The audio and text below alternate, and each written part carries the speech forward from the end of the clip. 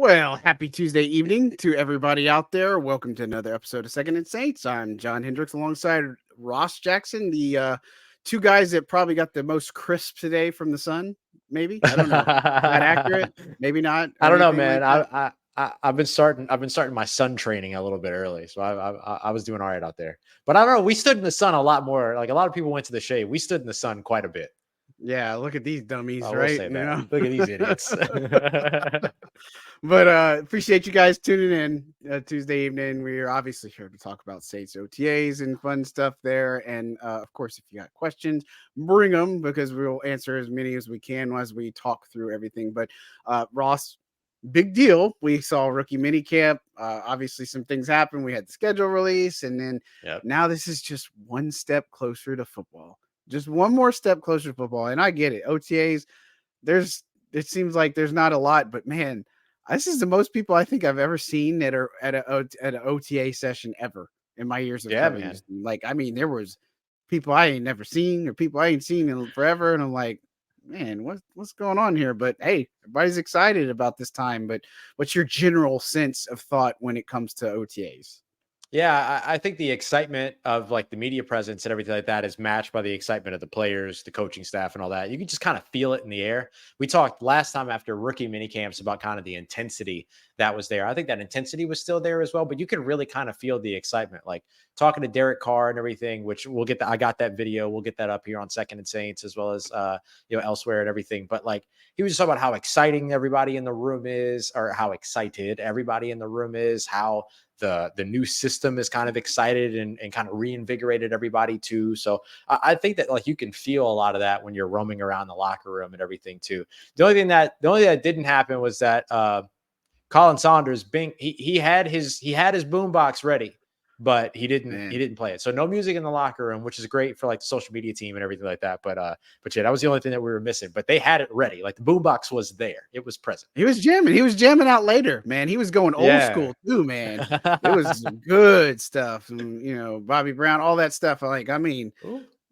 Big's got a good playlist, that's for sure. So it knew, taking over from Malcolm Roach because Malcolm used to be that big guy Right. that did that. So it's good. But yeah, I'm with you, man. OTAs is a fun starting point, and I think maybe where we can start is looking at attendance. And I don't know if you got your notebook handy. And of course, we've Yep. written plenty, but got a couple of pages of notes just so you know that we actually do pay attention. We do a lot of this stuff here, We but take notes in class. we do take notes in class and we do get tested on them. But just running down the list of names that weren't there. And of course, some of these we knew we're not that Yep. surprised. Some of them are injury related, and there's a lot to talk about. But Stanley Morgan Jr. wasn't there. Mhm. Jamal Williams, Marshawn Lattimore.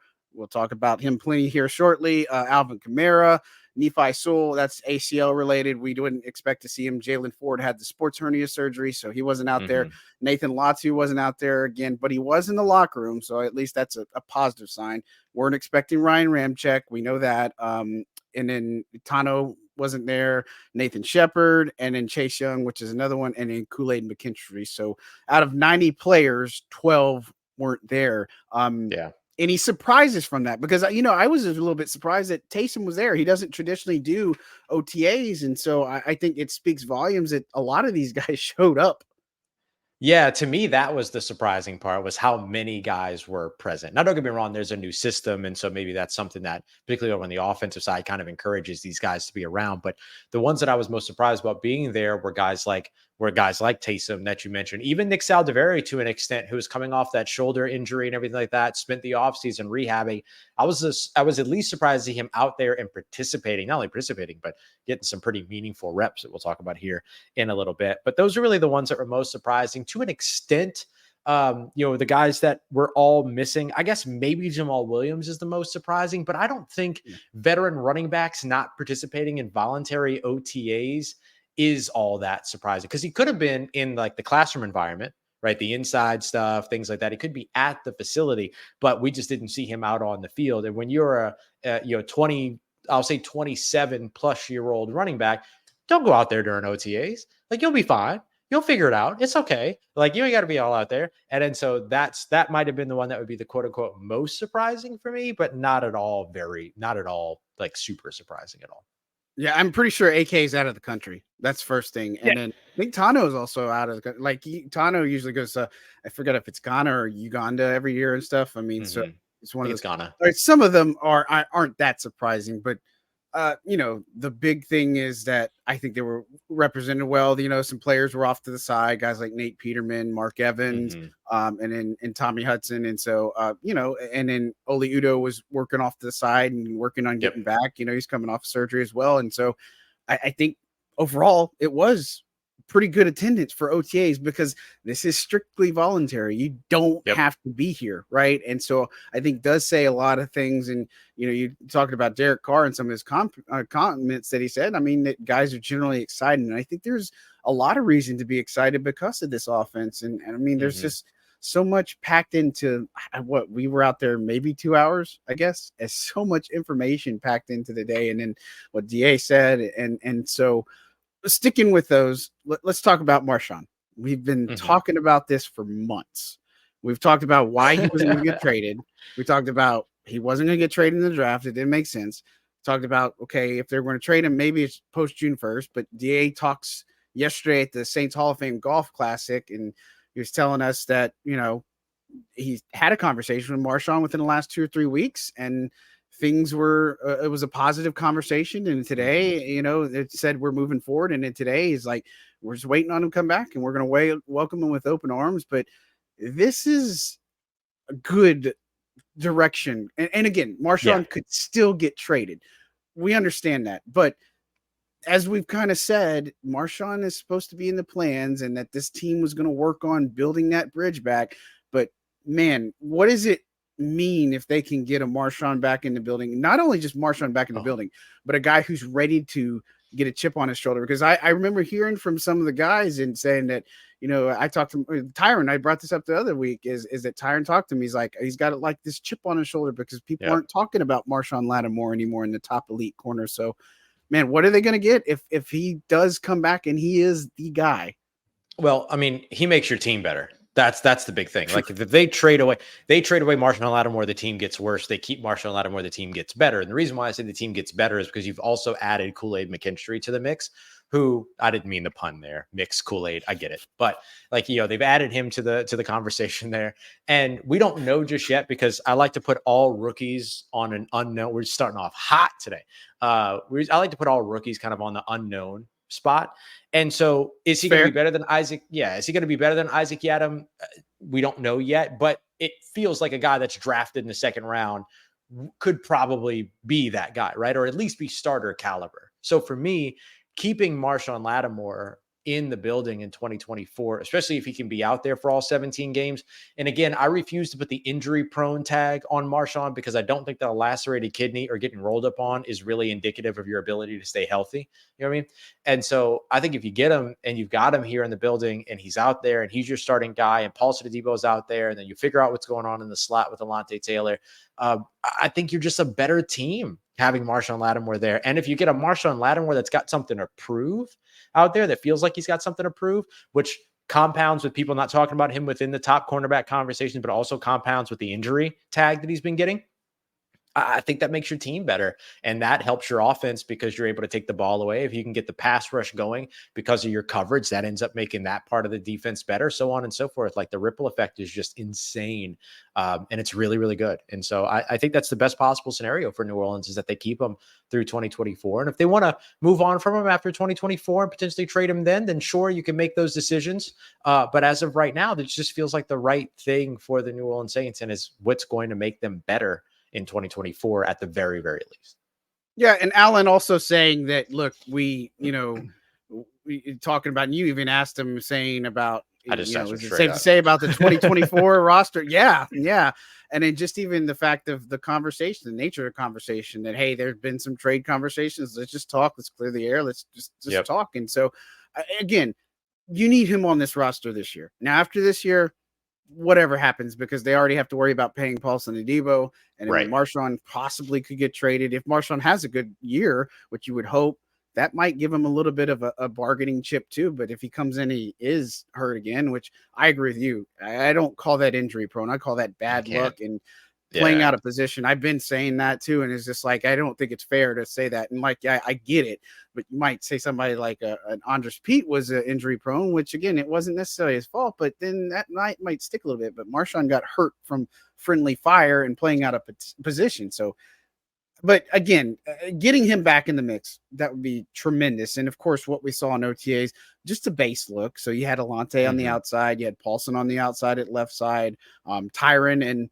Jonathan Abram, not Jordan Howard, back there at safety. I don't think we were too surprised by that.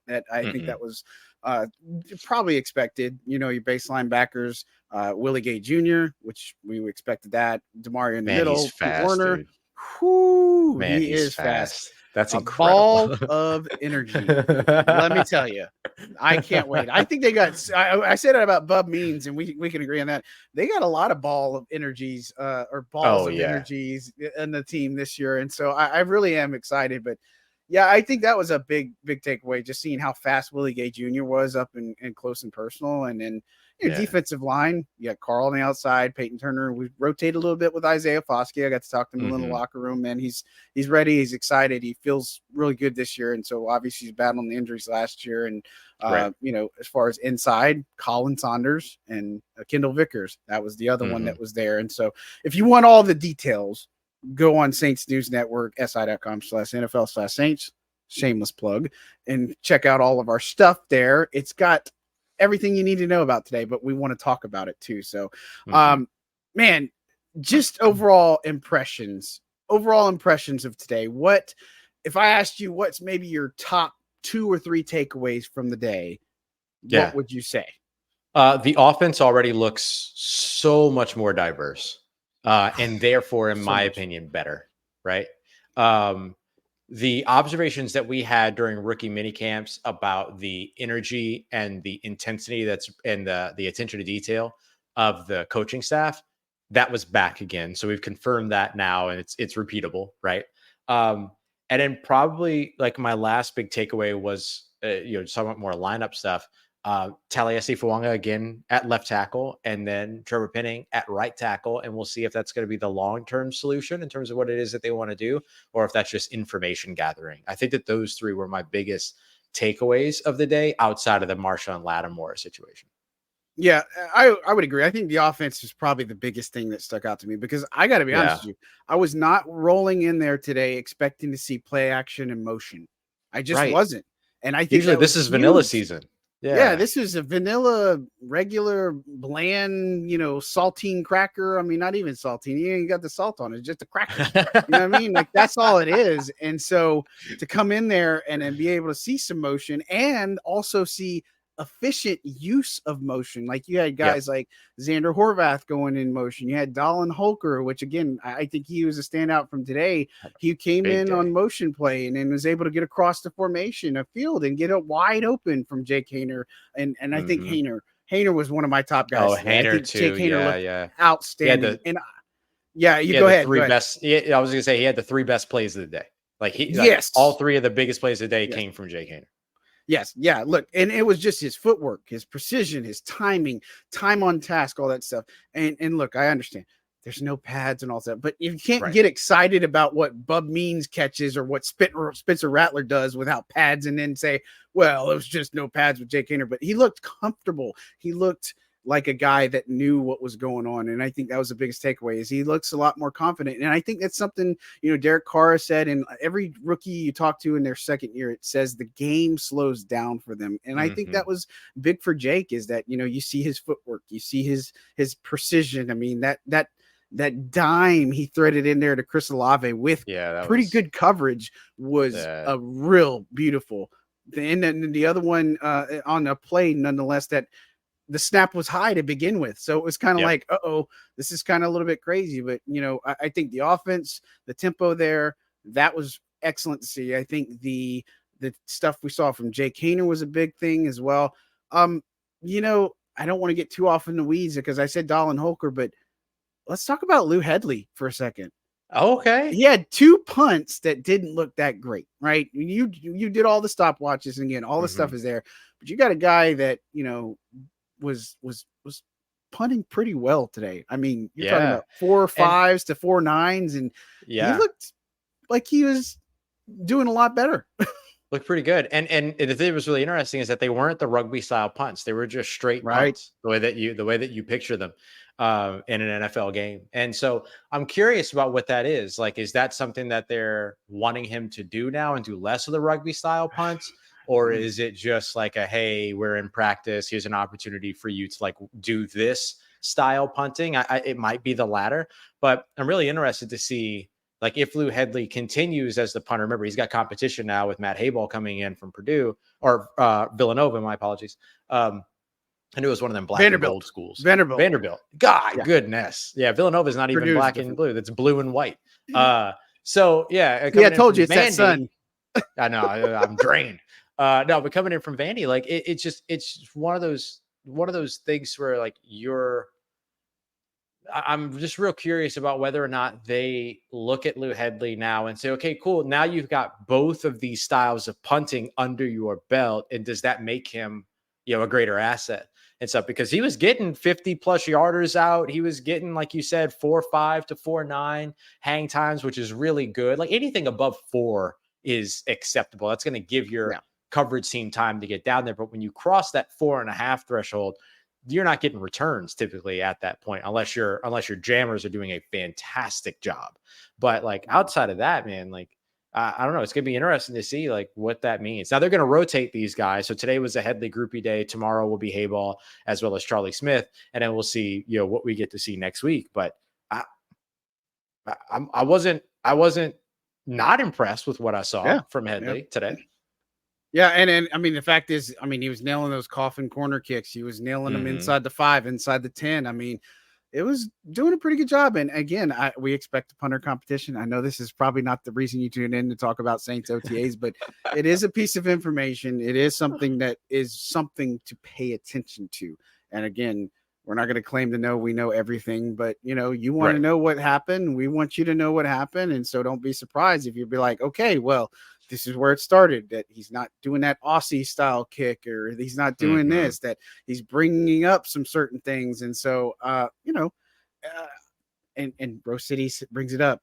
It's OTAs, but good things are moving. Though it's just good to have football back, man. Man. It's another step towards actual practice, and it's exciting in a lot of aspects. But again, you look at how today unfolded. I think you touched on a couple of things, but I think A.T. Perry and Dolan Holker on offensive side, like those guys, and of course Olave, but I'm going to give you a chance because I want you to talk about, you talked to Keith Williams today, the wide receivers coach. And so when we talked about him the other week, just the camaraderie he has with Bub Means or some of the other guys, like it's fascinating to see how easily he's winning over those players. And he's just got here, right? I mean, this is a guy who's been in the league, with Baltimore for a good bit, but you got to talk to him, shed some light on what he said, and just kind of some of the takeaways that you had from talking to him. Yeah, I asked him pretty specifically about exactly that, like his ability to create connections with his players, because anytime that you hear anybody talk about him, the conversation isn't just ever about the coaching and the product that he helps to build out on the field. It's always about his ability to be able to relate to players within his position group. And so I asked him, like, what is it that allows that to happen? And his first answer was, well, I'm still silly. Like, I'm just a silly person and everything like that. And so like, he talked about like building these guys up and like celebrating with them and like joking around with them and everything like that. And he also mentioned what I thought was really interesting was, building around this idea that like he's kind of been there before. Like he was talking about how he, when he went to college and then going undrafted and being a doghouse and being a starter and all these other things, like doing all these things that these guys are presently dealing with. I think that moves the needle quite a bit. I mean, everybody loves a player coach, right? A coach that has also played the position or played the game or whatever it might be. And I think that, Coach Dub or Keith Williams really just kind of exemplifies all of that. talked about the maturity of always needing to grow, mentioning it like Derek Carr is still growing. These young receivers are going to continue to grow. Everybody's got to continue to grow. And kind of mentioning too that like once you lose the desire to grow and the desire to improve, then that's typically when your career kind of ends. I'm paraphrasing there, but like those are the things that eventually weed you out of the NFL. And so he sees a lot of that hunger, that desire in those wide receivers. He still has a lot of hunger and desire. He considers himself egoless, which I think makes a really good coach, because the coach isn't, Keith Williams is not in it to climb a ladder to eventually become a head coach or eventually become an offensive coordinator or anything like that. He's there to make these players better and to help them realize their dreams. And I think that that type of an approach from a coach goes a really, really long way with these younger players. Yeah, and shout out to him and Imrob for wearing all black and long sleeve hoods and long pants. Crazy. I couldn't do it, man. I couldn't do it, man. Unless I was trying to sweat weight or cut weight in the sauna or something. Like, I mean, but I joke there. But again, it's evident. You see it on the field. You see him how he's teaching. You see how he's saying, nope, that wasn't good enough, or that route didn't work, or this didn't, you didn't get it. You didn't. Their response is there. You know what I mean? And so again, he's somebody I think that is going to pay off in a big way. I think all of these offensive coaches are, I think big time. Everyone you look at, I think it's exciting. I've said that plenty of times that there's reasons to be excited. Now, does it all come together in week 2 when you play the Cowboys and week 3 against the Eagles? I don't know. Maybe not, but if it does, look out. You know what I mean? But at the same time, I think there's a lot to like. And I think the biggest things that in talking to Carr and talking to players and talking to other things, everybody feels like they're way ahead of where they were last year at this point. And I think it's a big deal. Like, I don't think it's just lip service. I think it's actually there is that you see more chemistry, more team building, more of this, more involvement, more, hands on deck. And I think this time on task, attention to detail, all of this stuff. And I think it's super exciting as fans to know that. And then for us just to be able to see it come together. Yeah, for sure. 100%. And look, we know that it's early and everything like that. So we're not trying to we're not trying to steer a hype train here, but if you wanted to know whether or not the right building blocks were in place for this team to improve, it's looking like it. I think that's the biggest, like most important kind of like realistic takeaway to take from all this stuff. We'll see if they're able to capitalize on it on the field. We're not going to know that until they do it. And no preseason drive is going to tell you that either. It's going to have to be 17 games of a regular season that gives you that idea. And so we'll have to wait and see if that ends up being the case. But it certainly feels like they have the right personalities in the building. Now it's, can they take advantage of the talent? Because that was so much of what we talked about early on last year. That narrative got lost somehow halfway through the season because everybody kind of turned to disliking the players out of nowhere, or not out of nowhere, but eventually fan wise. And so I think like early on in the season, the biggest thing with it was this team is not or does not have the scheme that is taking advantage of the offensive talent that's on the team. I think we said that over and over again, John. Yep. And Jimmy now Graham, it's looking Taysom like, Hill. Right. Use these and guys. Now it's looking like that might finally be curved with the introduction of the new coaching staff that looks ready to be able to take advantage of the talent of the players that will still be on this field. Yeah, and again, I'm glad you brought up, or we said Taysom, because I want to talk about that here in a second. And the offensive line, and guys, just remember this too. The offensive line, I've said this, and it's just a habit. You won't know jack about the offensive line and defensive line really until we get into training camp and the big boys pads come on. But I will say this: the offensive linemen, guys like Trevor, and then Cesar Ruiz said this on Monday, and Nick Saldiveri, they all look a lot more trim. They look like they've thinned up a little bit. And I think that's actually a good thing because you want some athleticism in this offensive line. And so like Caesar went from 325 to 314. That's a lot of weight to lose if you're an offensive lineman. And so, and I know he was one of the guys, he said, man, as soon as I heard the news, I was looking at booking a flight, get back to New Orleans so I can meet these guys. And so I think there's general excitement there. Same thing with John Benton, had glowing praise for Trevor Penning. Everything looks good right now. And so, it's a positive thing. Let me answer this question because I do want to talk about Taysom because that seems to be one of the hot ones. Roe asked about the kick returner, punt returner. So first of all, they didn't work on anything kickoff related. Now there are 10 practices. We get to see 3. So they could be Right. working on it tomorrow and we don't know. But this is just what we see. And so they did work on punt returns. The guys I have here is Shaheed, of course. We know that Chris Olave was fielding some punts. Jermaine Jackson was another one that came in there. And then I think it was Cedric Wilson. Let's see, let me get Yep. here. Yeah, Yep. Cedric Wilson and then Mason Mason Tipton. Tipton. Yeah. Yeah. Yep. And if you want an extra bonus on the punt protector, it was Ugo Amadi. That was Yep. Taysom some last year and Smoke Monday even before that. So, Smoke Monday Hive, gotta talk about that. Wow, what a pull. Yeah. But yeah, for sure, man. But they do focus on special teams. It just wasn't as lot. And again, I wrote about last week, or was it last week? I don't remember. Whenever rookie minicamp was, that Rizzy said they are going to work a lot more on special teams. We will see a lot more special teams, mainly on this new kickoff rule. But I mean, Groupie looked good. He hit all 7 of his kicks. Headley had some good boots to him, and so I was happy to see some of that stuff. But look, Taysom Hill, I picked up on this before. And people are also treating it like it's new information, but this is not the first time Taysom Hill's played fullback, right? No, but seeing him far in from. the backfield playing the fullback, like he's been with the running back group, he's played fullback, and I actually pulled up the tweet. I'm like, yeah, this wasn't just my imagination. He was playing fullback, and Adam Prentice was behind him, and it was in August. It was a play on that, and so I don't say that to diminish this, but the thing I do want to talk about is the way that Dennis Allen was asked and talked about, could he be a Kyle Juszczyk type thing? And we saw guys like Xander Horvath going in motion. I brought this up on Eric Asher's show not that long ago. Is like, look, you get Taysom Hill in motion, that's going to scare a defense, right?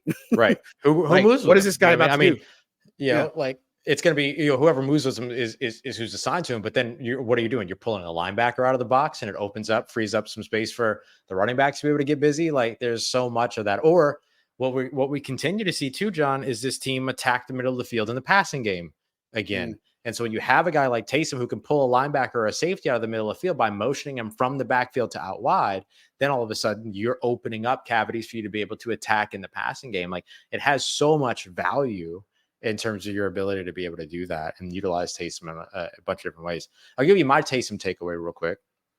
My Taysom takeaway was, it was very funny. It was Brett Martell from over at AP asked Dennis Allen whether or not the quarterback role for Taysom, so taking snaps at quarterback, whether run or pass, will be de-emphasized with the new system. And Dennis Allen just said, nope. Just hit him with a nope. Not going to be a thing. So I would absolutely expect to see, from what it sounds like, John, Taysom Hill's role maybe expand more than actually diminish. I don't think it's going to expand drastically, but I think it'll expand more than it will actually diminish going here into 2024. Yeah, I mean, he was one of your only players that had a 20-yard run last year. I mean, you keep doing the QB powers. It will work. It will still work. Yep. Taysom Hill, people make fun of it and say, oh, this contract and stuff. They don't realize the 6 or 7 player positions he actually plays, whether it's the kick team, the punt team, tight end, wide receiver, fullback, what is it, quarterback power, all of that stuff. And it matters. And so again, it's people can easily criticize and say stuff from afar, but we know better, obviously. And so I'm excited to see Taysom, and again, him being there was really something. We got a fan here from Brazil. Shout out to Brazil. We got UK, we got Ireland, we got Brazil, and appreciate the support. We appreciate everybody's support. Don't forget to like and subscribe, guys. Our channel is just in its infant stages. We're trying to grow as much as we can, and it's only because of you guys. And so really appreciate all the support that we get. We love our fans. We're not above anybody, you know what I'm saying? And so we want to keep it on an even keel and such. So man, it's something to, I think if you look at continuing the offense, because I think the offense is a big thing. Again, with Jake Haener, talk about a little bit about Dallin Holker, maybe. Just overall, again, this is the guy we said is going to be everybody's darling, and in the rookie camp, he wasn't able to do anything, right? I mean, just nothing. But today, working with Jake Haener a good bit, we saw the Rattler Bub Means connection a little bit. We'll talk about Rattler. He had a pretty tough day, but Dallin Holker getting some work with the first team. I mean, that's kind of a big deal. Just like Fuanga was the starting right tackle, and he's a rookie. don't typically see that, but Holker, they have a clear vision for this guy, and it's not a coincidence. He got some real high undrafted rookie, guaranteed money, but Mhm. he's a sponge. But seeing him do the types of things he did on the field and the ways that he can attack the field, maybe the Saints got something here. Yeah, man. His catch radius is insane. That was one thing that was a lot of fun to watch. He Yeah. caught all 4 targets that went his Yep. way, including the one that we mentioned from Jake Haener, which was on the play action rollout. So when we get to defense, try to remind me about this because I think this has value for the defense too. But and I'll try to remember. But running this play action rollout, play fake to the right side on the stretch run, which literally just means you stretch your arm out as the quarterback. Like, you just kind of give them Right. the more immediate path to get into the outside. And then the rollout over the outside shoulder back towards the right side of the field hits Dallin Holker, who's like all by himself, who, by the way, also went in motion before the snap. So we saw Yeah, motion that play was a action big deal. rollout. Yep. And then target in the middle of the field on a crosser, like everything's there. It's all there. And then Dallin Holker, one of the other things that he does really well that not a lot of people talk about is his yards after catch ability, his run after catch ability. He can do something with the ball in his hands. He's not going to be, a guy that's going to be juking anybody out of their shoes or anything like that. At least not often, right? Even Drew Brees has a spin move or two in him, so we'll see. But he's one of those dudes that does a really good job of catching and then getting north and south, taking advantage of the green grass that's in front of him, choosing the right angles, things like that. So you got to see a little bit of that from him, which I really enjoyed. He had a couple other catches where he went down to the ground to make a catch at one point, all these other things. He just has he's got 35-inch arms, which is huge for a dude that's playing tight end at 6'3". And so it just opens up his, catch radius big time. And I think we got an opportunity to see a little bit of that, his athleticism. And then just a bit of a problem that he can be for defenses when he gets in motion, I think is something else that's worth calling out as well. Yeah, and it just seems so simple to use the motion and the play action and all this stuff. Just getting that defense off their thing for a half second, or that communication breaks down. That's when you got them, right? And again, it's not like it's undefendable or unguardable or anything like that, but at the same time, it does make a difference. And I think for the Saints offense, with the way that they want to go and the things that they've done in the past, this is a welcome change. This is something I think everybody can get on board for. And I think this all hinges on the offensive line, because if the offensive line isn't good, this is going to be a lot more painful. But I think the offensive line can do some things. I would expect to see a lot more Kendre Miller, who looked really good, by the way. We've got to remember Kendre wasn't participating this time last year. And so I think Kendre looks smooth. I think Kendre looks poised. And we've said it too, that I think by the end of it, I would expect Kendre to probably have more targets, more reps, more everything. And that's not a shot at Alvin or anything. I just think that it's his time. Yeah, it's just his time. And so and Greg brings up a highlight reel on Holker. Dallin Holker. I'm going to call him Dalker from now on. Highlight reel showed him catch a lot of balls at Los. Yeah, I think that was one of the things that stood out to me when I was watching his film, is that, he's a guy that, what I said is, he puts an emphasis on catching the ball first. And so, which sounds silly again, but that's real. What he's focused on, is making the catch, then worrying about everything else. And his awareness is really good. Like that one game where it was a Hail Mary, he had the awareness and position and made the catch that helped his team win. And so, Will says Saints NFC champs 40-1. Anyone? I'm not gonna take that bet. Let's not go that far. I said 9-8. I said I wasn't going anything over 9-8. I did my predictions, which weren't that good. I had them starting 3-6 to the year, which I hope that doesn't happen. But they got a lot of work to do here for that. But so man, I think we talked about the offense, talk about the offensive line a good bit. We've talked about, I'm trying to think let's talk about Spencer Rattler. That was where I was going next. I remember. Not a good showing. I say not a good showing. Not as good of a showing as a rookie camp. Now, here's what I would say too. We saw motion and a lot more play action with Haener and Carr. We didn't see any motion with Rattler at quarterback. Just tempo wasn't there. Getting in and out of the huddle, they had some false starts. They had some get back in the huddle and doing it. His throws were a little high. He got picked off. And then the next play, he almost had one pick six from Isaiah Stallbird that, he had made a perfect read and jump on the ball. But, I guess I'd say Rattler didn't have as good of a day. He finished 4 of 8. Is this something we should really worry about because of the small sample size, or is this just a rookie quarterback adjusting to everything else that's going on? Yeah, I think there's two big factors, right? Like Spencer Rattler is still adjusting to this game at the NFL level. And what they worked on at rookie minicamp is not exactly what they worked on at OTA. So some of this stuff was probably new for him. The other thing that I'll mention too is that this might have been his first time, probably was his first time when it came to um, doing team drills with the veterans that he hasn't been working with at all this season, this offseason and stuff like that. So I would say that that's the other thing to keep in mind too, especially like in passes, he had that one pass that went up too high and everything. There were a couple of times where it felt like the timing might've been off on some of his passes and everything. Like, I think that's the thing. I think the thing that was a little bit concerning, the one thing that was a little bit concerning, and again, this is small sample size and this is me being nitpicky. Okay. But he puts that pass up too high. It gets picked off. The very next play, he lays out a pass that almost gets picked off again. Isaiah Stallberg could have, and that would have been 2 straight pick sixes, basically, on both of those. And so I think that's the one thing that you look at that's a little bit concerning, is you could tell that maybe the nerves got to him a little bit.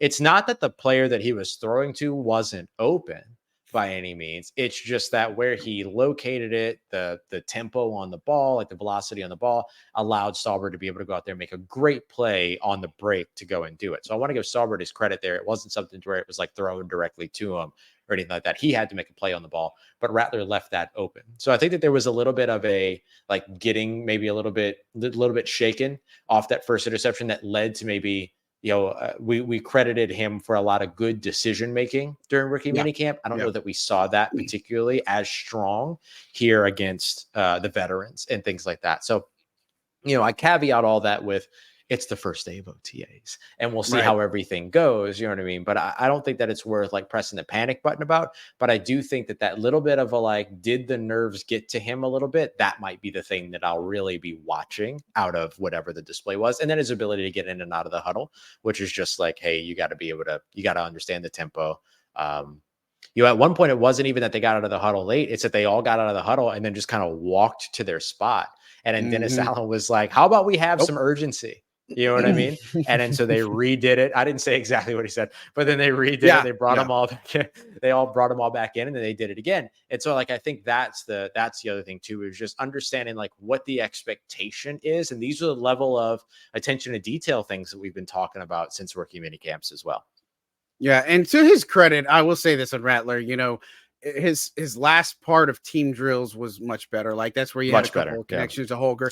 He should have had that connection to Bub Means. I mean, in Fayon Hicks, he had one of the picks, but he also was holding Bub Means' jersey. Held but on that the deep jersey. one down the sideline, that would have been called. And I thought Bub could have got that one if he had made that catch. I think, or if that was a connection, maybe a little bit different outlook. And so again, and the other part of it is Hayner's number 2.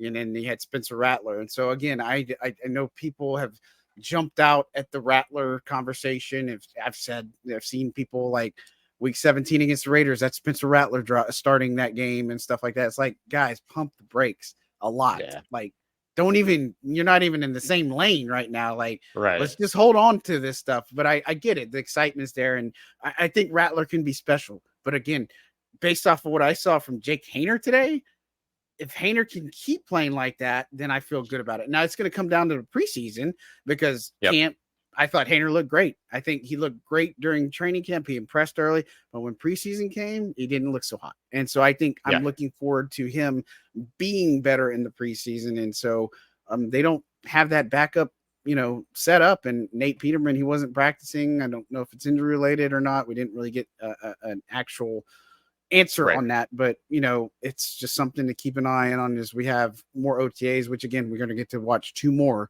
and then we have mini camp from the 13th to 15th of June. So not a ton of sample size that we get to see. So like I said, 10 practices, we get to watch 3. That's what we see. But in that time frame, we see a lot of information, a lot of stuff, and it's exciting. And so, man, defense. Let's go there now because I have this colorful note that says Ross defense with the faded Sharpie that you wanted to make a point there. Yes, thank you. That's awesome. But I'd say defensively, we talked about Abram being there. And then of Yeah. course this is a base look, no slot. They didn't go Right. nickel, they didn't do anything like that. They got one turnover for sure. Actually, they got two because it was late in the team where Anthony That's Ori right. stripped and had Yep. a strip fumble recovery, and Khalid Hudson got it too, and that was Mhm. actually on Jordan Mims, which That was I on thought Jordan Mims. Mims was running pretty well today too. I thought he was good in rookie minicamp, and I talked about Yeah, him the that other was his week. But last that carry was too. no, His that's last tough to carry. see. That was definitely tough to see for sure. So, but talk about your impressions and thoughts on the defense. Yeah. Again, what we Yeah. saw, what we didn't really see. Yeah, well, I like that you highlight that what we saw was base defense, and I do think that we're going to see more base defense, not just out of the NFL or not just out of the Saints, but out of the NFL as a whole. Because the way that the NFL typically works is offenses do a thing, defenses counter that by doing a thing, and then offenses do a new thing, and then defenses counter with a new thing. So what we saw was offenses go really light, 11 personnel meaning one tight end, one running back, one tight end. First number is the number of running backs, second number is the number of tight ends. So you saw them go light, right? So you don't have, Knowledge, two tight ends, you don't knowledge have is two, power. yes, you don't have two running backs, all those other things. And so like the offenses got lighter. And so that's where kind of the pickup of the nickel defense, which has 5 defensive backs on the field, became a thing because Sean McVay and these other guys started rolling out 11 personnel, 90 something percent of snaps. And then the rest of the NFL defenses went, oh crap, we have to have a third cover corner now. And then there goes your development or further development. And really, you can go all the way back to like Mike Shanahan and Gary Kubiak actually for that. And then you saw guys like, in Denver, actually, while they were doing all those things, you started to see some of those things grow years later. Chris Harris Jr. Was a big guy in Denver that really started the growth of the slot position. Bradley Roby also in Denver doing that same thing, so on and so forth. And so you saw that grow along. So now what we've seen over the course of the past few years is a lot less base defense of like 4-3 or 3-4. And you're seeing a lot more nickel defenses, which takes away a linebacker and adds a corner.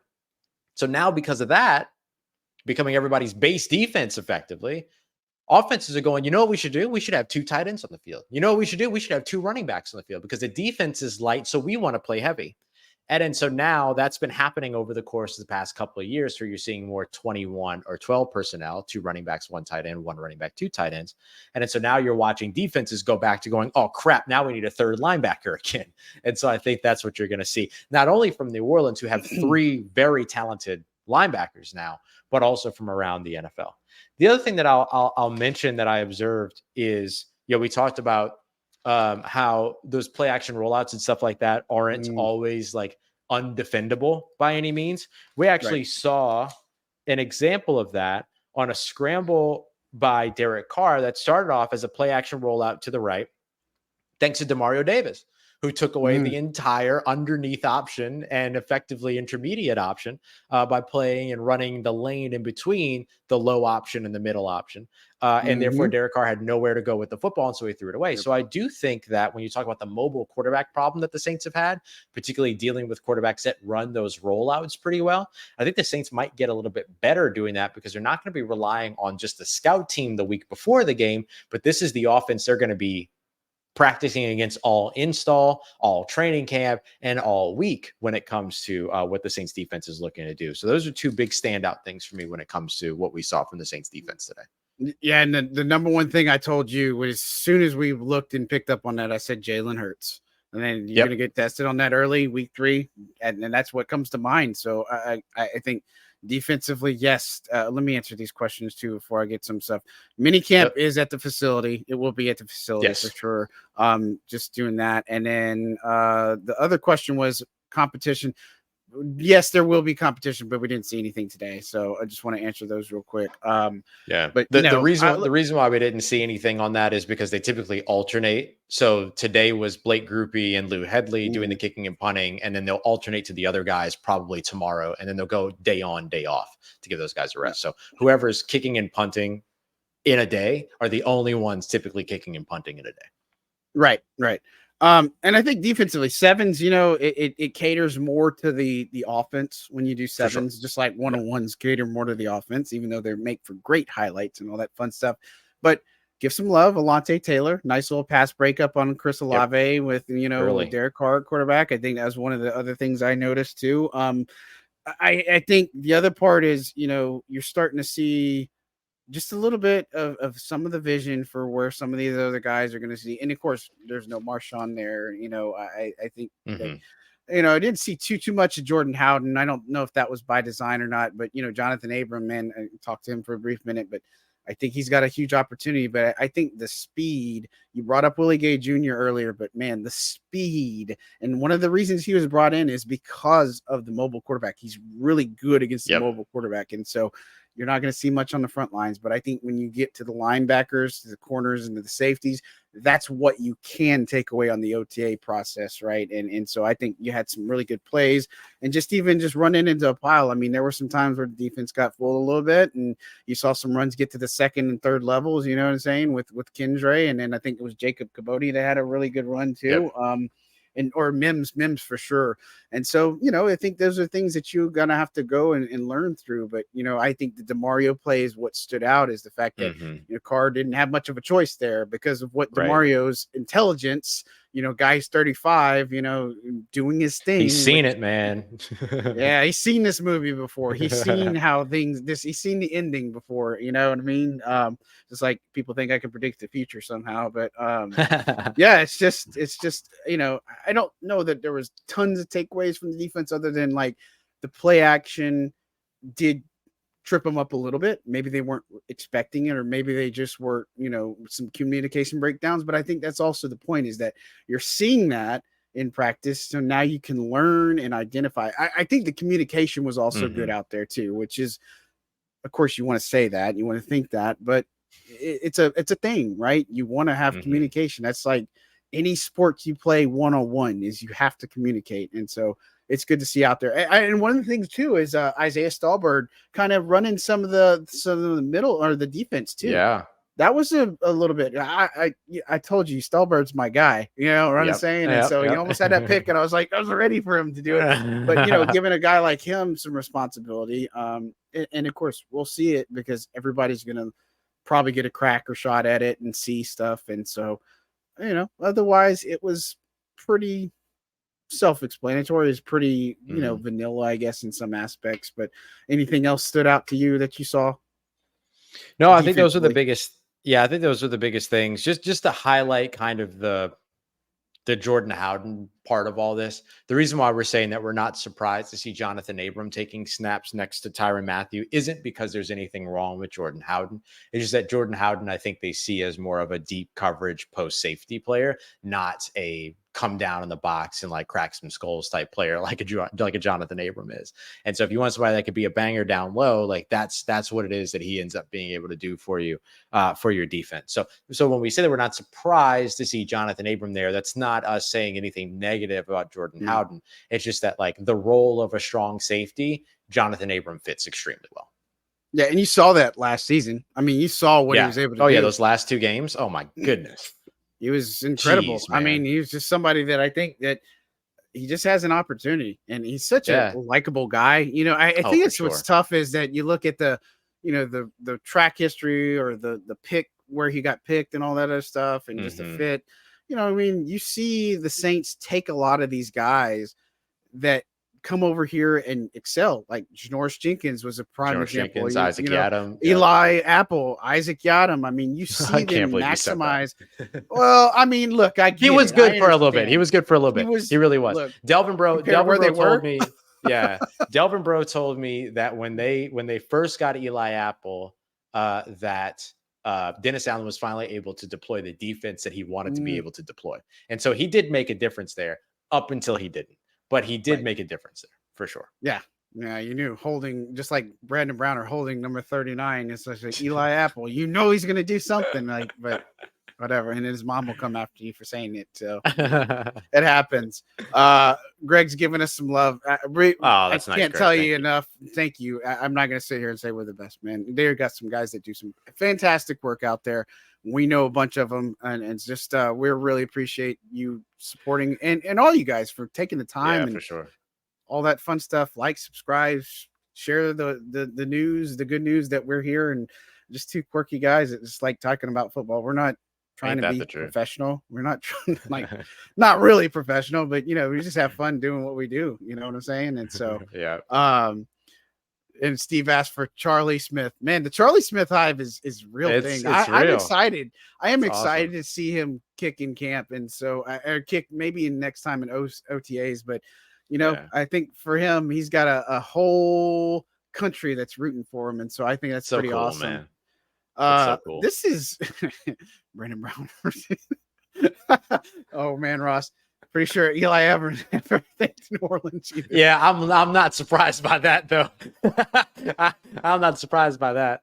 I don't think New Orleans thanked Eli Apple either, so I guess that's fine. Yeah, right. Just like what happened with Michael Thomas, real quick. He was like, "Move Yeah, on, real quick." That's tough. Equinemius St. Brown has his number and everything already. Right. He was off the team roster, free agent stuff, all sorts of things. But that's a different thing. Unrelated, but a good question. David asked, "What game would you recommend a New Englander head down to see? A must see. Never been down except preseason 2012." That was a crazy time because I remember 2012. I don't remember if it was 2012 or 2010. I don't remember. It was the year Joey Harrington was playing. That's how long ago it was. He was in a preseason game, and all I remember was Jeremy Shockey turning around to us and he was like, shrugged his shoulders because Harrington kept getting sacked and stuff. I'm like, this is the craziest thing. What were you saying though? I was about to say 2012 was the suspension season too, which was wild. Good game. Well, I mean, there's the Sean Payton return game. That's gonna be loaded. It's gonna be a very emotional game. Thursday it's gonna be very it's Thursday night football game, so it's cool to see the primetime stuff and everything like that. You get longer breaks in between for you to run the concessions and stuff like that. Thanks to the TV timeouts and all that. Yep. I think that's a pretty steady one. Outside of that, the Atlanta game, I mean, it's going to be good. The Atlanta game at home, that one's going to be good. Yeah, I don't know if I'd throw Eagles out there. I don't know what this team is going to be like in week 3. I'd expect nothing too early. Yeah, nothing too early. I think the Broncos game is probably the game. I'm looking at Browns. I mean, Rams, if you can get enough fans in here and the team's doing well, I think that's going to be one of the more underrated games because the Saints have a lot to prove there, and it's the Rams, and they used to be rivals, and obviously about all the other stuff. And even if you want to sneak one in late, Raiders game might be entertaining as well. But that's a Derek Carr special right there. Yeah, that's what that should be. They were in base, all base, no nickel. All today. base. Yeah. So absolutely. All your base are belong to us. That's exactly what it is. Should we just drive home the Taliesin Fuaga at left tackle and Trevor Penning at right tackle thing? I know we kind of mentioned it. Yeah, let's go there. I mean, let's talk about it. I mean, again, I think it's something that is a thing, and we said it. Again, Fuaga playing at left tackle is not surprising. If you guys pay attention, if you listen to us for sure, but if you saw Dennis Allen, that was the first thing he said coming out of the draft, that Fuaga is going to play at left and right tackle. He wasn't going inside. Give shots at both. Yeah, they were going to give him shots because they know he can play right tackle. He can. He's going to be an amazing right tackle if he goes there. Left tackle, he's got to work out some of the kinks, but a guy like him, and Trevor, I mean, the plan was for him to play at left tackle, but again, they're going to cross train. They're going to see how it shakes out, is what Dennis said. Is we're going to see what happens, obviously. And it's hard because until you get live action, and that's why I'm really looking forward to joint practices when the 49ers, that's going to be a really good test for them to see what they're made of as well. But you're not going to see that really play in until you get to training camp. But your thoughts on Fuaga and Trevor Penning? Yeah, I think it's still a level of information gathering. Offensive line coach John Benton was like, look, we wanted to give Trevor Penning a fresh start. And part of that fresh start was actually moving him over to right tackle. He kind of mentioned right tackle was going to be the plan for him no matter what they drafted in the first round, to kind of give him an opportunity there. I don't know if that means long-term or if that just meant for OTAs and spring. You know what I mean? Right. So we'll see where it goes. But if nothing else, it's information gathering that provides opportunity for three different things. It provides opportunity for you to know whether or not you actually want to go Fuaga at left tackle and Trevor Penning at right tackle. It gives you the base option that you already had, which was Penning at left tackle as well as Fuaga at right tackle. You might just find, okay, well, that's this is great to know, but this is what we're going to do. And then it also kind of opens up an opportunity for you, John. And I don't want this to get run with, but I'm going to say it anyway. If there's a surprise that Ryan Ramczyk actually plays in 2024, and you want to make sure you have the best left tackle option, I don't think that's going to happen. It doesn't sound like things are. I mean, even John Benton referred to, according to Matt Paris over at NOLA.com, even referred to Ryan Ramczyk. I think he meant to say as an injury casualty at this point. And so we'll see, what that all means. Dennis Allen said that he would probably have a better indication of what's actually going to happen with Ryan once they get into training camp. But it leaves all of those different options open for you to be able to say, I want my best left tackle, and I want my best right tackle. I want my best left guard, my best center, and my best right guard. And this is what you have to do to be able to make sure you're able to accomplish that. No, I agree, and I think I'll go a little step further too, is the guys behind them, because we put so much emphasis on the first ones, and then Saldivari at left guard is one thing, but the second look up lineup was Landon Young was playing left tackle. Now he's played left, he's played right, he started at left, he started at right, and so again, I've said don't sleep on him, because I think he's a quality piece of depth that can start for this team. But like Shane Lemieux at left guard, that's somebody to keep an eye on. And then Lucas Patrick, who they just picked up. We didn't really talk about him, but he played a lot of center today. Yeah, a lot of center. And then Kyle Hergel was at right guard. I thought that was a little bit interesting. Again, guy they got from Boston College. And then Justin Herron was the other one that was a free agent that spent time with the Raiders. And so I think this point of the year, and with everything that goes on, you're just trying to figure out who's going to go where and what that's going to look like, who's going to adapt, who's going to pick it up fast. And it starts with the playbook. It starts with all this offensive look and the athleticism of a lot of these guys. Again, you look at this offensive line makeup, this is a more athletic group. It's not just a bunch of Sean Payton used to call it mass and whatever rhymes with mass, you know what I'm saying? But I don't get that sense here. And of course, again, like I touched on earlier, mass and class, right? But it's noticeable. It's noticeable that you don't have this big jumbo offensive lineman out there necessarily. You just got a little bit more athleticism there, and guys that are built a different way. And so I'm interested to see. But again, I'm not going to get too wrapped up in the pinning stuff. I've seen it all. I've seen everybody taking this Fuaga stuff or this pinning stuff and just running wild. It's like, stop, the Michael Jordan thing. Stop it. You know what I mean? It's just that type of thing. And so you won't know until we get into training camp, guys. I mean, this is just it. We can talk to Trevor. We can talk to Taliesin. We can talk to all these guys, and they can say the things, and the coaching can say the things, which is positive to hear. Don't get me wrong. But until you get in live bullet situation or, a firing squad or whatever you want to call it, then we'll know. Then we'll know how he handles the speed. A guy like a Chase Young, or if he can get in the training camp, which, oh, by the way, Dennis Allen talked about it, and, yesterday and at the golf classes, that he's right on where he should be. He's at the facility. He's doing rehab stuff. He's going through walkthroughs. And so I would anticipate seeing him in training camp, sooner rather than later, if you will. But this offensive line has to work. It has to come together. And so we're going to find out. And I think the best way for you to make the offensive line work is to not be concerned right now about filling out your depth chart by here's who's playing left tackle, here's who's playing left guard, so on and so forth. I think what you're trying to do is figure out who could play where if we needed them to. I think that's the big thing, is that you're not trying to put names under positions, you're trying to put positions under names. And I think that's what they're doing a good job of right now in terms of their ability to move guys around. And I think we'll still see it in training camp. Like, they'll move everybody around all throughout training camp. They always have. They'll do it at linebacker, they'll do it at defensive line, they'll do it at offensive line. Like, I think you're definitely going to continue to see that. Absolutely. And since we're starting, look fine. I mean, again, there's not much we can say too much about Saldivari and Lemieux. You know what I'm saying? They look the part. I mean, it looks good, but you don't really. They look athletic. They looked comfortable in the scheme. They look like an offensive lineman. Yeah, but like it's so tough to be like, oh yeah, no, he looked great when they're not actually trying to hit each other. You know what I mean? Like, it's just, that's tough. But I would agree with you. They look the part and they look comfortable with the scheme. Yeah. And I think that's a big takeaway. DJ asked us, just shifting gears out of Carr, Hainer, and Rattlesnake. The Arizona Rattler. That's what I'm gonna call him. Which looks like he just got in a conversation. We talked about it earlier. Hayner definitely, I think, had probably the best day. Rattler struggled a little bit. Carr looked pretty good. I mean, looked Good. comfortable. I won't say 7 of Carr 8. wasn't bad, but I think Hayner impressed because he had the best plays of the day. I mean, he just made the throws, he made the connections, he had the better, everything. But again, it's one practice, it's one OTA. It's don't go running off thinking that this solved anything. Just like Right. Dennis Allen said, it's like we're not crowning anybody this time of year. We're not doing any of that. It's nothing is set in stone. But Yep. it's just good to have Saints football back. And I think that's the big takeaway there.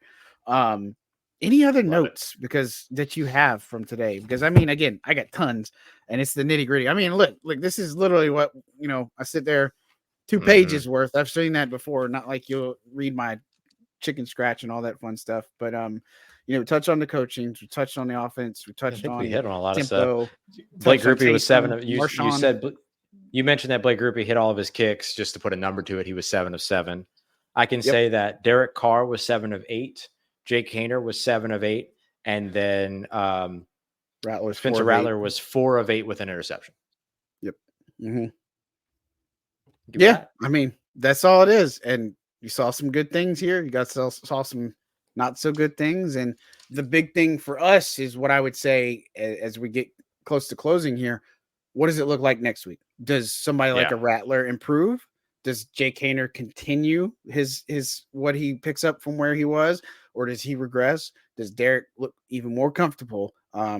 Is the plan still the same with the offensive lineman? Do we see more a nickel look? Who's going to play in the slot? Do we see some of these other guys returning? I mean, those are all things that if you're looking at the sample size now, today, this is the type of stuff I'd be looking at next week. Not what exactly happens, but are these the same patterns, the same thing that continues to happen, or do we see some difference?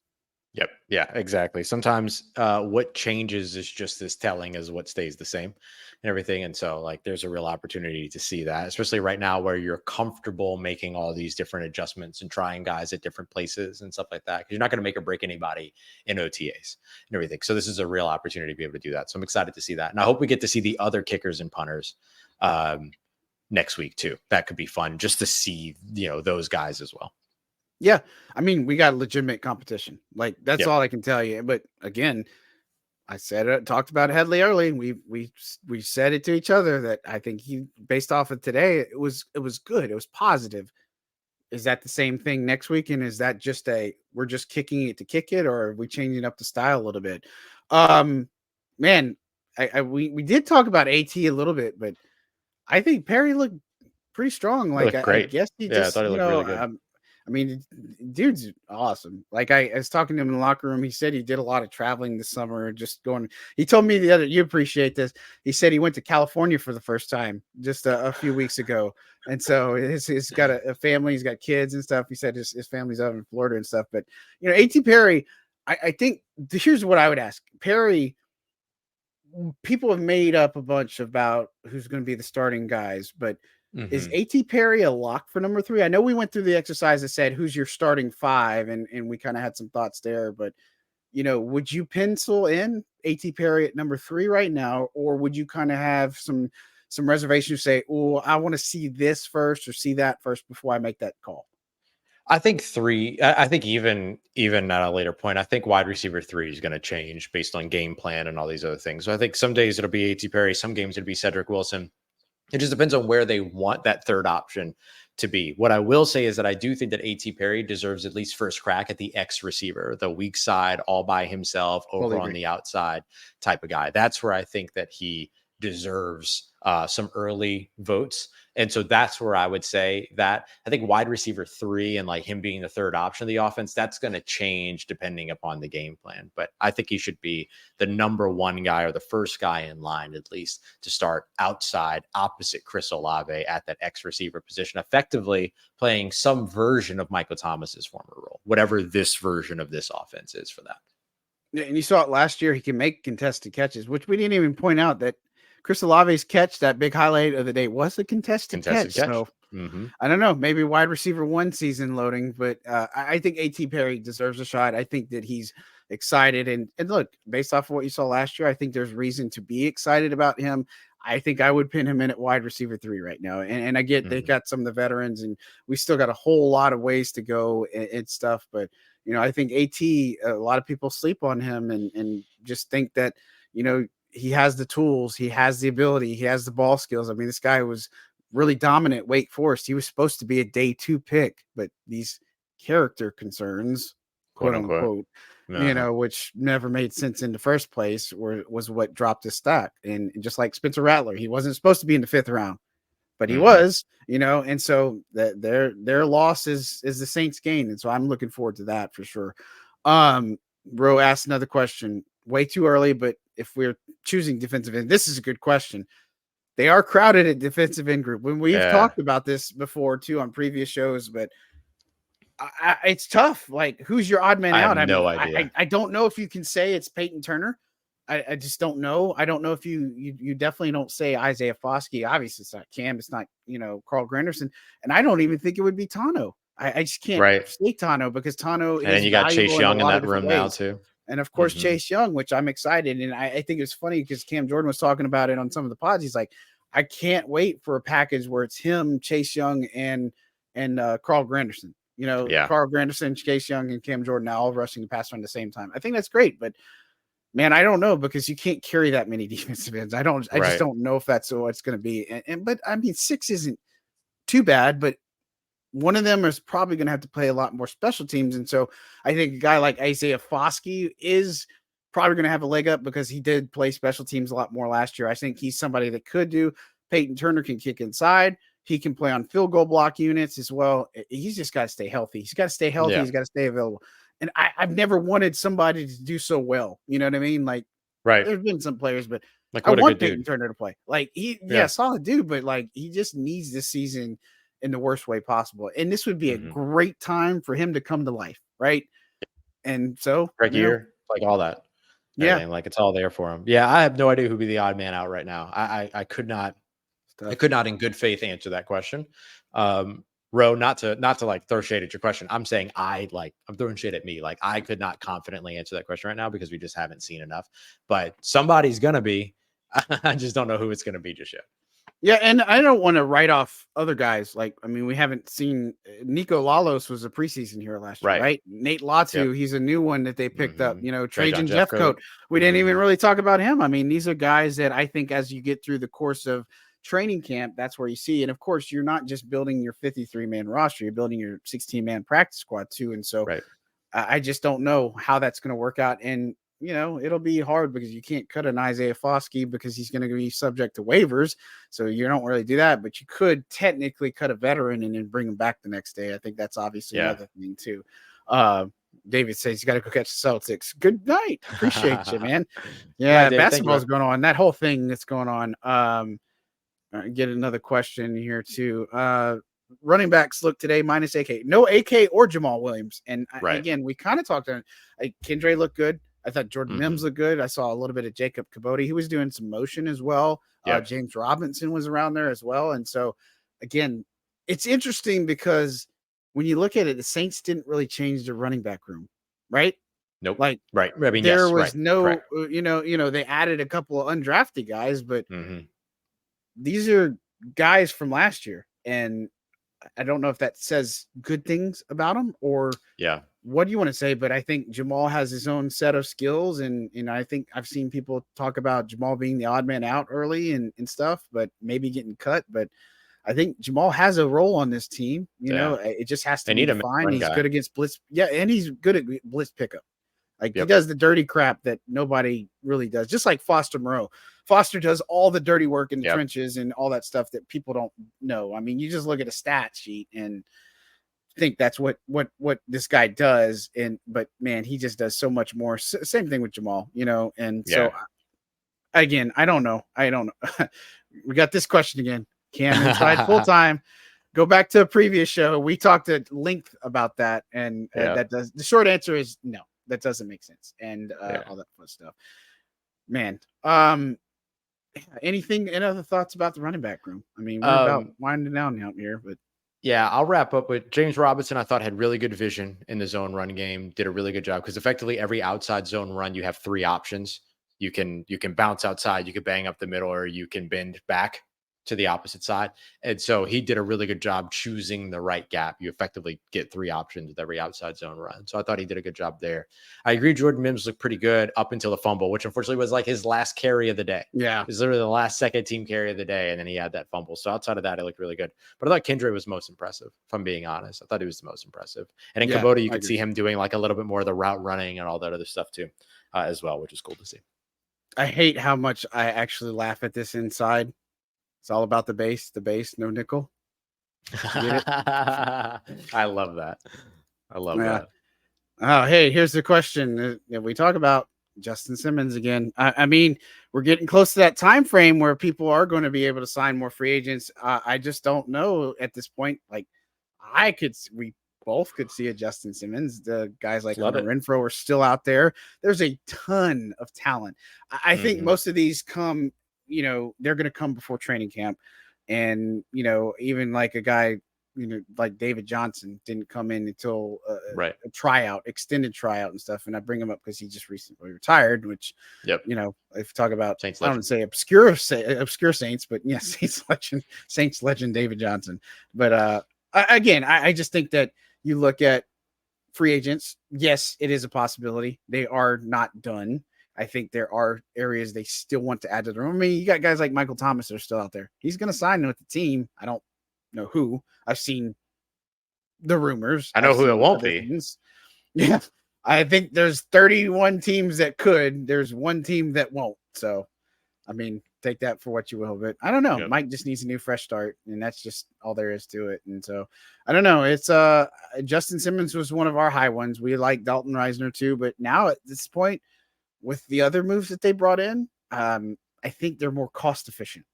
I think you got more upside with these guys. So I don't know if that's a real possibility because Dalton wanted starting guard money, right?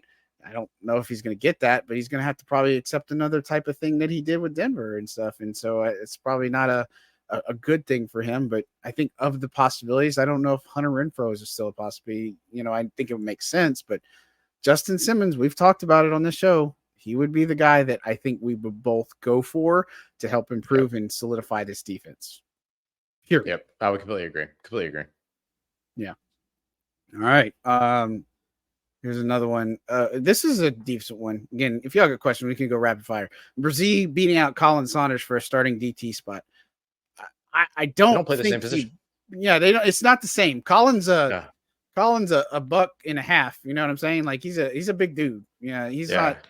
Brazil's not that big dude. I mean, I don't know what the weight difference. Let me consult the chart real quick. Yeah, Colin comes in at 324, and then Brian comes in at 305. The build and the play style totally different. Yeah. So Brian Brzee typically plays what's called 3 tech, which is a guy that lines up in between the guard and the tackle. And then Colin Saunders typically plays 1 tech, which is a guy that lines up on the opposite side between the center and the guard. So those are 2 different positions. And so I don't think you're going to see either of them competing and jostling for spots. I think you have to put Colin Saunders and Christian Boyd in the same bucket. And then you put Brian Brzee and Nathan Shepard in the same bucket. And then those are the ones that are really there. But I think that typically your starters are going to be guys like Colin Saunders and Brian Brzee as opposed to one or the other. Yep. Now, obviously, there will be times where you'll see things differently and all that kind of stuff because they're going to mix and match at that position and everything like that. But what they do responsibility-wise is a little bit different. Yeah.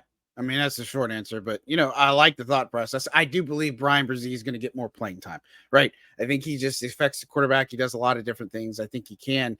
And look, Colin, we've talked about it. I think Colin Saunders and Nathan Shepard, we both agree they were better than I think a lot of people thought they were last year. I mean, you got to look at, they moved on from Shai Tuttle and David Onyemata, and they just weren't getting the job done as well as they were at once. And so I like the fact that they went with those guys. I think that they did the right thing in that, and then getting Brzee to add to it, I think that was a big thing. And I like the fact that Malcolm Roach was their 4th guy, and so that 4th job is up for grabs. And I think Christian Boyd probably is the guy at the moment, but don't sleep on guys like Kyler Ball, and then they added a veteran, Kendall Vickers. He could be a guy too that gives it. So We'll see. It remains to be seen. Hi, Sonny. We're wrapping up here, but hi, never too late. You can always catch the replays Thanks for being on here. Second and Saints, and obviously don't forget to like and subscribe, and hopefully we can get to 1,000 subscribers pretty soon. We are just in crazy growth mode. But Ross Jackson, as we close out here, what is coming up on Locked On? What are you working on in this mystery lab? Tomorrow's Mad episode scientist. tomorrow morning. Yes, tomorrow morning's Get your episode's already recorded and ready to go. And so Man. you'll be able to find that in the morning. So that one is taking a look at exactly what the New Orleans Saints were doing on offense that should give you a little bit of confidence about how things are going to be different. So looking at that QB2 battle and more. So that's that. And then I'll have a write-up over at Saints News Network tomorrow morning about my conversation with Keith Williams and just some more details, quotes, stuff like that from him and how he develops talent at the wide receiver position. Cool. Dope. About you? Love it. Man. You already got observations up for everybody. Ready. Yeah, observations and OTAs are already out. I think there's some more probably I'll digest from that.